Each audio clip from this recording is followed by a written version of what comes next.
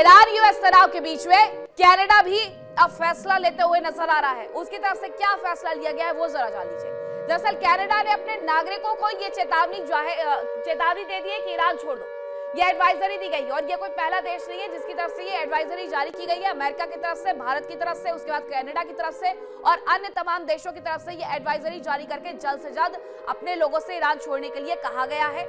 Iran छोड़ने के लिए अगर कहा जा रहा है, एडवाइजरी जारी की जा रही है, तो बाकी देशों को भी लगने लगा है कि ये युद्ध होगा, इससे टाला नहीं जा सकता है, देर सवेर ये होगा ही होगा। इसीलिए कनाडा से लेकर के अमेरिका तक सभी ने अपने देश के नागरिकों को चेतावनी दे दी है कि उस जगह को छोड़कर के, तेहरान को छोड़कर के जल्द से जल्द अपने अपने जगह पर वापस लौट आइए।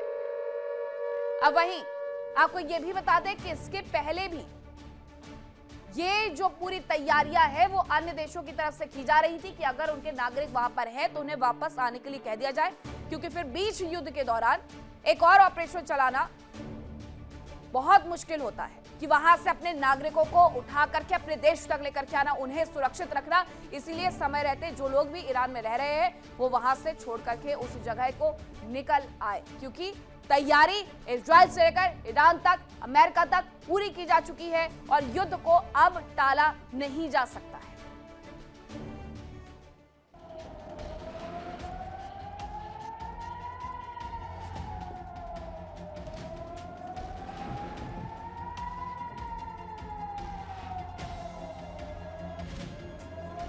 अरब प्रायद्वीप में जंग की आशंका के चलते सियासी और सामरिक समीकरण तेजी से बदल रहे हैं।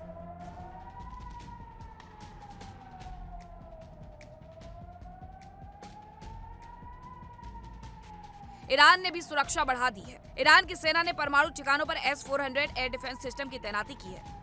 सर्वोच्च नेता खामनेई को सुरक्षित बंकर में पहुंचाया जा चुका है, जिसकी जानकारी कुछ चुनिंदा अधिकारियों को ही है।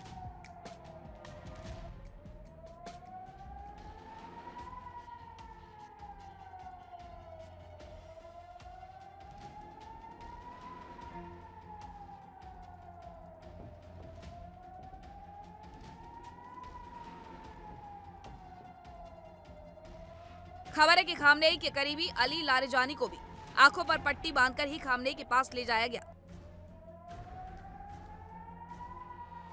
जहां खामनेई ने उनसे सुरक्षा तैयारियों की जानकारी ली। इन सब के बीच ईरान की सेना लगातार ड्रिल कर रही है।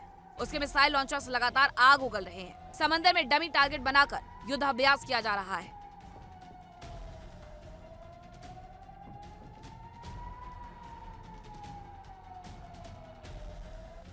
ईरान ने यूएई के अल दफरा बेस जैसा मॉडल बनाया और ईरान की सेना ने उस पर हमले का अभ्यास किया।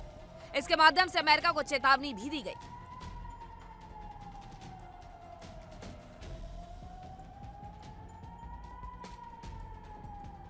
इन सब के बीच अरब और अमेरिका पर प्रेशर बनाने का प्रयास किया जा रहा है। इससे पहले भी ईरान अमेरिका के एयरक्राफ्ट कैरियर को तबाह करने का एआई वीडियो भी जारी कर चुका है। वीडियो के जरिए अमेरिका के एयरक्राफ्ट कैरियर पर हमले दिखाए गए। साथ ही इजराइल पर भी अटैक का एआई वीडियो जारी किया गया।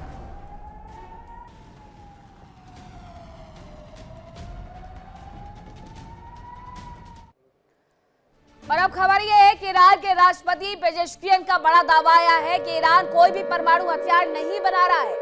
ये वहां के राष्ट्रपति पेजेश्कियन ने ये बड़ा दावा कर दिया है।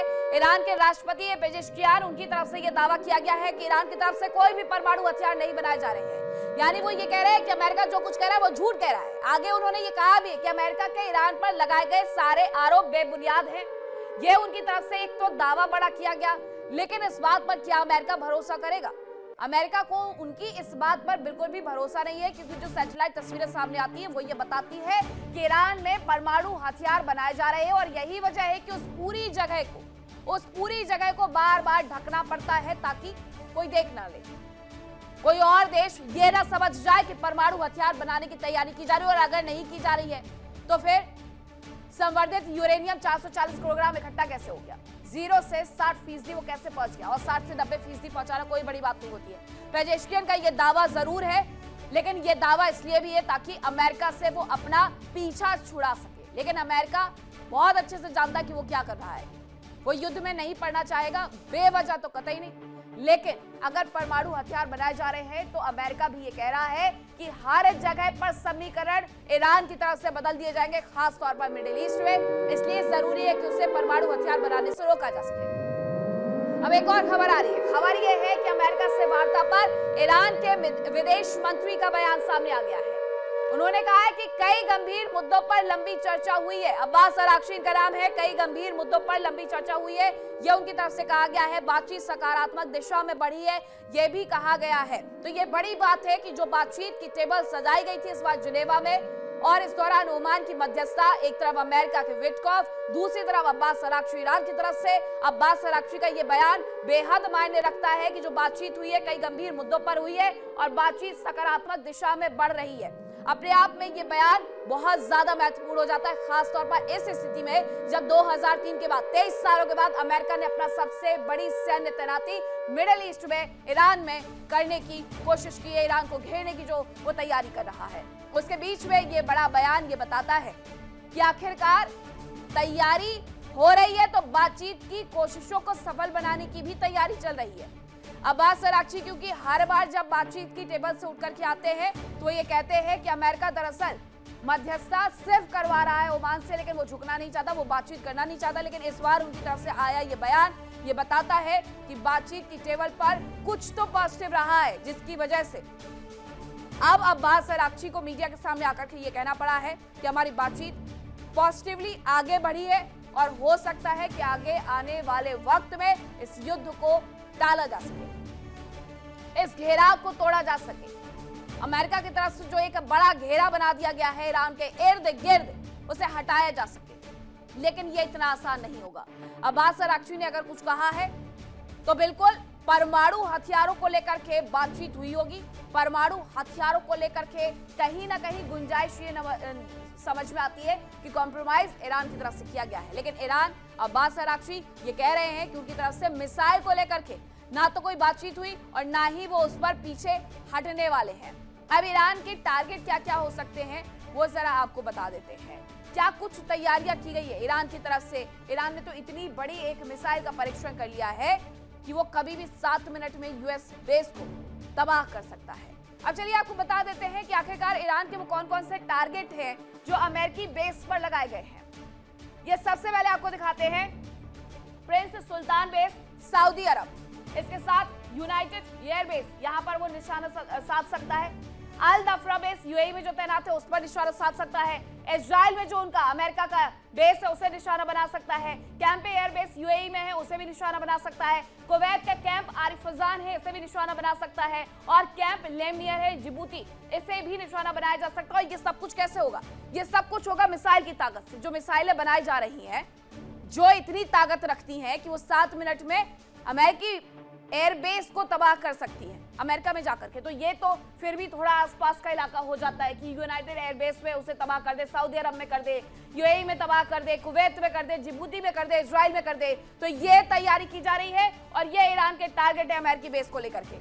तो ये तमाम तैयारियां ईरान की तरफ से भी की जा रही है। तो अगर ये बातचीत की टेबल पर कोई बातचीत बनी है तो यूं ही नहीं बनी है। ये बातचीत इसलिए भी बनी है क्योंकि अमेरिका जानता है कि उससे नुकसान बहुत ज्यादा हो जाएगा और अमेरिका ये नुकसान उठाने के लिए कतई तैयार नहीं है। एक रिपोर्ट आई है और इन 3 रिपोर्ट के माध्यम से ये बताया गया है कि अमेरिका जानता है कि अगर उसने आगे बढ़कर के युद्ध शुरू किया, आर्थिक मोर्चे पर वो सबसे ज्यादा पीछे चला जाएगा। और इसके साथ साथ उसे ये भी पता नहीं होगा कि ईरान में वो सत्ता से खामनेई को बेदखल करवा भी पाएगा या नहीं करवा पाएगा। एक ये वजह हो सकती है इनके पीछे हटने की।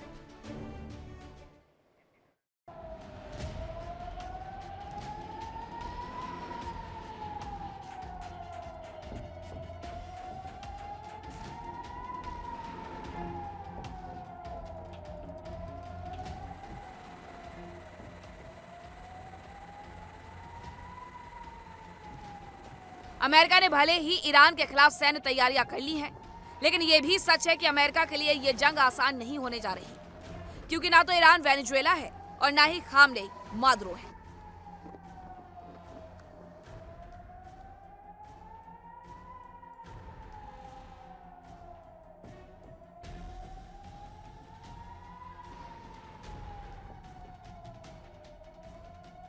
व्हाइट हाउस के अधिकारी चाहते हैं कि इजराइल ईरान से जंग लड़े और अमेरिका में उसमें सहयोगी की भूमिका में रहे। इसके पीछे हाल ही में जारी 3 अमेरिकी रिपोर्ट है। इसमें कहा गया कि अगर ईरान से अमेरिका उलझता है तो काफी ज्यादा नुकसान हो सकता है।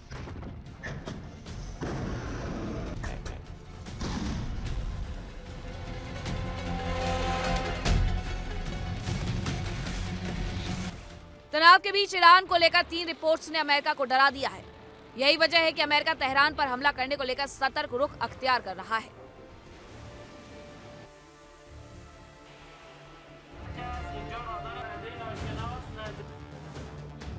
अमेरिका की कोशिश पहले इजराइल से हमला करवाने की हो सकती है, जिससे सीधे जंग में उसे ना घसीटा जा सके। क्योंकि अगर सीधे जंग में अमेरिका उतरता है तो इसका नुकसान सऊदी, यूएई, कुवैत, जॉर्डन, तुर्की जैसे अमेरिकी सहयोगी देशों को हो सकता है।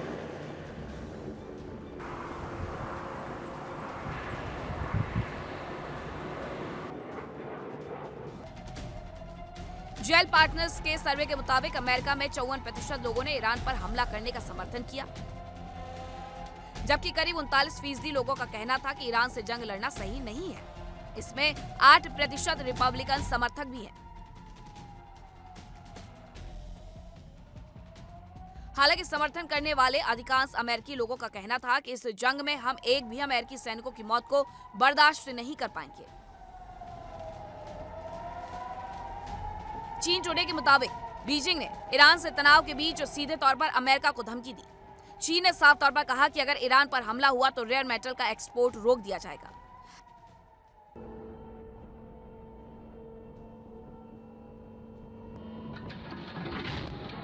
अगर चीन ऐसा करता है तो अमेरिका का सैन्य उद्योग ठप पड़ सकता है। अमेरिकी मीडिया की एक रिपोर्ट में कहा गया है कि सैन्य हमले से ईरान में सरकार नहीं बदलने वाली। ईरान में सरकार बदलने के लिए फिलहाल जनता तैयार नहीं है। जनवरी 2026 में अमेरिका की CIA ने ये रिपोर्ट सौंपी थी। इसमें कहा गया कि ईरान की जनता अभी भी इस स्थिति में नहीं है कि वो खामनेई की सत्ता पलट दे। साफ है कि अमेरिका युद्ध का दबाव भले ही बना रहा हो, लेकिन वो भी जंग से बचने की कोशिश कर रहा है। Bureau report, India daily.